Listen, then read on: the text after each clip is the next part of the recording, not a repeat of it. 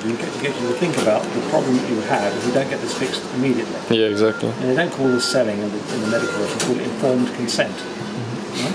They've got to make you think of it. You just imagine this is an iceberg. All the customer has done so far is told you the things at the tip of the iceberg.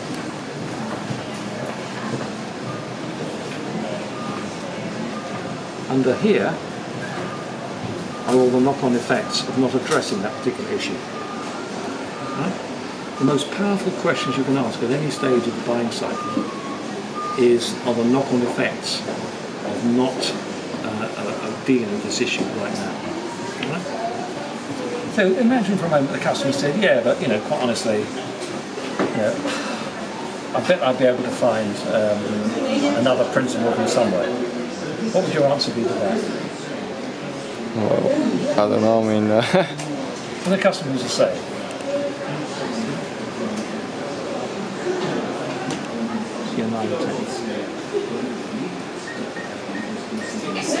Right? You've got to think about all these things, but if you were to lose a principle, to find a principle to specialise in the area of sales, I would say you stand very little chance of doing that, because there are only 5 such people in the whole of the United Kingdom, or whatever the truth is, I don't know.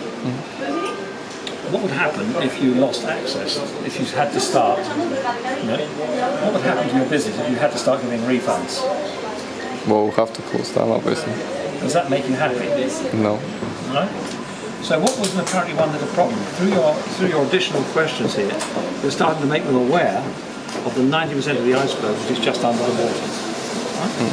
And the more you can keep your customer talking about this, the knock-on effects of not fixing this problem, the more likely they are to say to you in the end, that could be a problem, how can you help me? So that is your job as a salesperson. Your job isn't to do what you might imagine it's to do. It's to show your demonstration and show off how well your product works. Your objective is to make the customer think about the problems he's got, your solution can fix. You've got to get them thinking that all the way down the line. The problems you've got that your product can fix. If you do that, it's just like, as I said to you before, it's just like waking up at 4 o'clock in the morning watching your television, and people are trying to sell you clockwork hoovers and things like that. What they're always trying to do is to not show you the product, or not show you the final version, or not tell you the price. Because it's this not showing, which your customer is dying for you to do, which creates a desire for your solution. So the 4 steps in the sales process.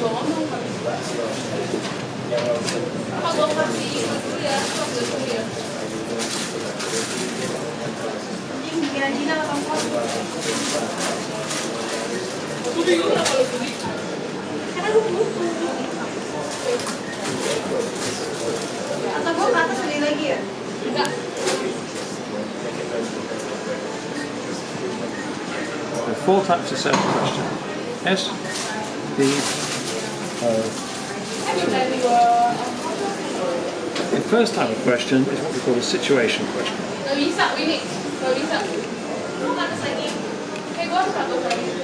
What's your situation, your background? Because when you first go and see a customer, you might only have a vague idea that they're running an international college.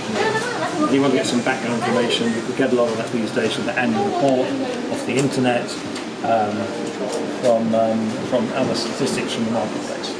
Background questions.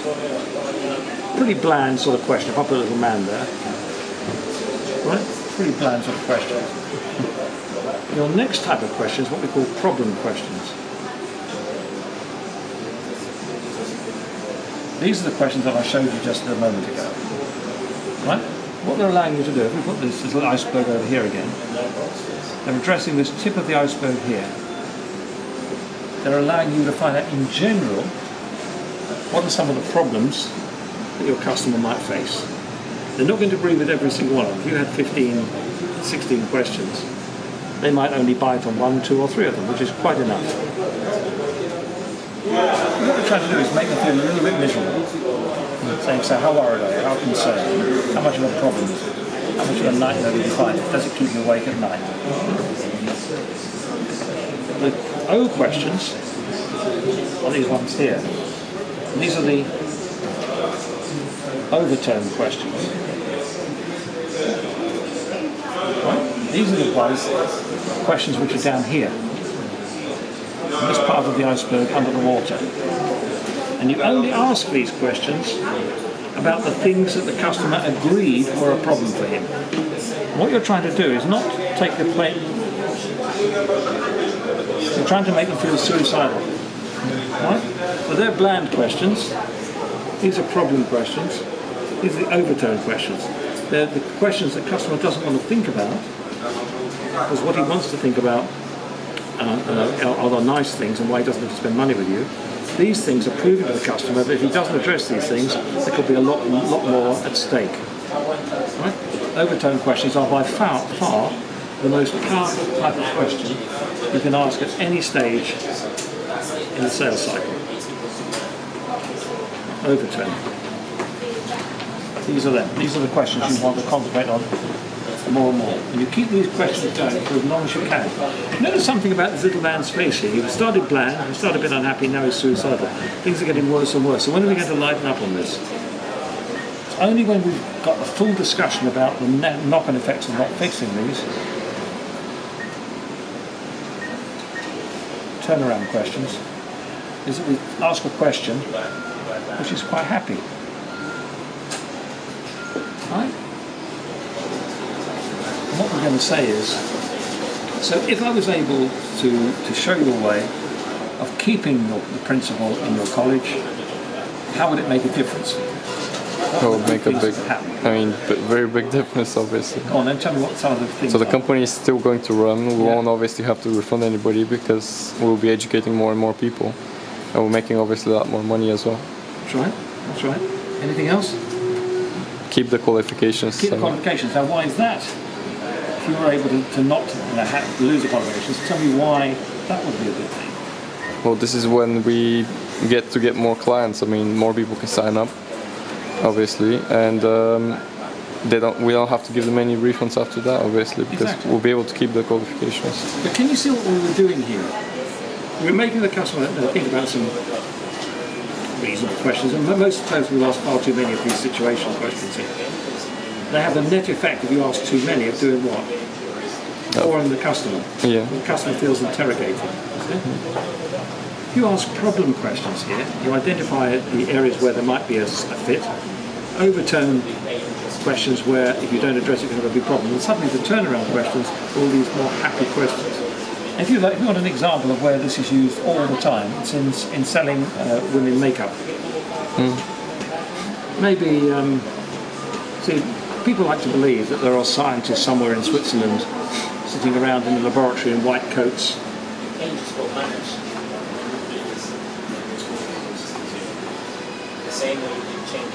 Designing perfumes and makeup. People do. What's actually happening is that people there are saying, well, we've got 2 tons of whale blubber, we've got some grease, and we've got some chalk powder. How are we going to make that into makeup? Now, the total contents of most makeup jars are probably worth, I don't know, £1, £2 maximum. How do they manage to get your wife or anybody else to pay 25, 30, 35 pounds for a pot? How do they manage to get to do it? When you know it's only a few pounds in there. You know it's got to be that. Well, yeah, I mean, I guess they scare you that you're not going to look good. Scary, yeah. So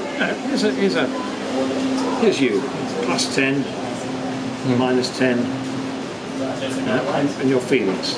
So you get up in the morning, things are okay, and you're going along, and you go into a shop like, I don't know, Selfridges, they've got a big makeup hall, and the ladies on the various makeup stands like Clarence and everywhere else will step forward on Saturday morning and say, hello madam, would you like a demonstration of a makeup today or a makeover? You say, yeah. Now she could then show you this makeup and make you feel a bit down about it, right? Or she might put it on your face and you feel, okay, yeah, that was quite nice and I quite like it. There's not very much room for manoeuvre here, right? That's probably only worth $5 or £5. But instead of that, what you find these people do when they're demonstrating makeup to you, they've got to make you think about what? How bad you're going to look. Wrinkles. They've got to make you think about getting old. They've got to make you think about your face falling apart and people not liking you. So what they'll do is they'll do exactly what I showed you over the page there. They'll ask you a question. They'll turn a very hard white light on your face. They'll make you look in the mirror, and then they'll ask you a question. They'll say something like, "You know what you've done there, don't you?" Right? And by making you look, because the lady who's putting the makeup on is beautifully made up. You're badly made up, well, badly, but it's something you might want to improve on. Suddenly, from being at a sort of a +3 when you walked into the shop, suddenly her questions take you down here. Oh dear, things aren't as good as I hope they'll be. Right?